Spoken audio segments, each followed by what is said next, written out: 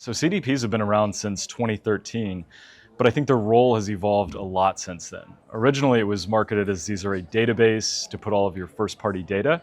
They were built primarily for IT and very technical personas. But over the years, we've seen most brands now have a data warehouse. That's where their data center of gravity is. So the role of a CDP now has to be more around the intelligent activation of what do I do with that data? How do I connect that across a full customer journey from acquisition through loyalty? And I think one of the biggest things is how do I do that with speed? This is built for engagement workflows versus analytical workloads like a data warehouse is going to do for you. Right, data collaboration is a key use for CDPs. So with that in mind, how are you helping clients actually execute data partnerships that drive outcomes? I think the three letters of CDP is probably very confusing in the market now because it means a lot of different things to a lot of different companies. But a few years ago, we did a number of market research projects, and what we found is that data collaboration was something that brands were desperately needing to be able to do at scale, especially with market forces like the deprecation of the cookie, consumer privacy regulations, and also expectations were on the rise. So we really kind of pushed the boundaries of what a CDP typically has by definition. And we said we need to include data collaboration directly within what we call a CDP.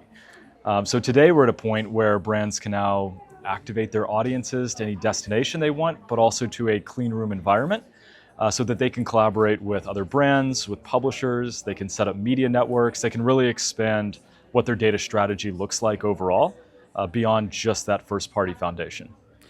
So Ryan, in keeping with the idea of pushing the boundaries around CDPs, looking at the broader marketing technology landscape, where do CDPs fit and what role should they be playing in the customer journey?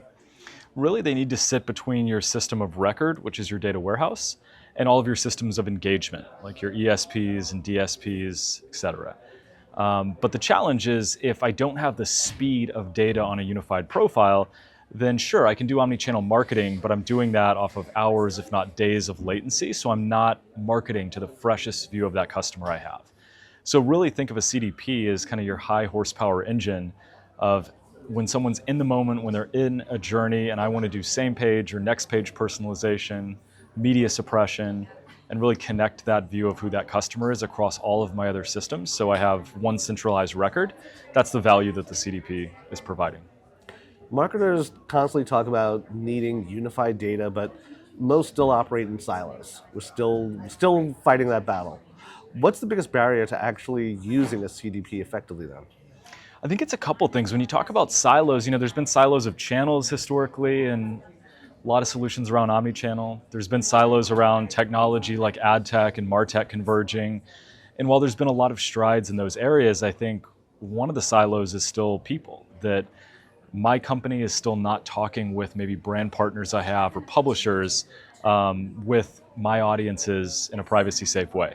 So we look at collaboration as really a way to break down that third silo and really expand maybe a view of a 360 view of your customer based on what you know about them and more into a 3D view of that customer of what does the rest of my ecosystem know about them as well. Ryan, I can't let you go without the obligatory AI question. Yeah. Specifically, as AI becomes more central to marketing, how does a CDP's role evolve, and where does human judgment still matter most? I think it's two things. One is, do you have AI powering your CDP? So we at Adobe have built a lot around audience agents and AI workflows that can be a force multiplier for your productivity of what you're trying to do in a CDP. But then there's the broader question of how can my CDP power my AI strategy at large? And that's where our research at Adobe has found that the number one blocker brands say they have to really implementing an agentic AI strategy is the data foundation. Because your agents are only going to be as good as the data that they're operating off of. So if we can give the best-in-class tools for how you should manage your data, how you should manage your audiences, and then give you the tooling and all the MCP endpoints and everything you need, whether it's with Adobe or outside of that, to go execute your AI strategy, know that it's going to be built off of the right foundation from your customers.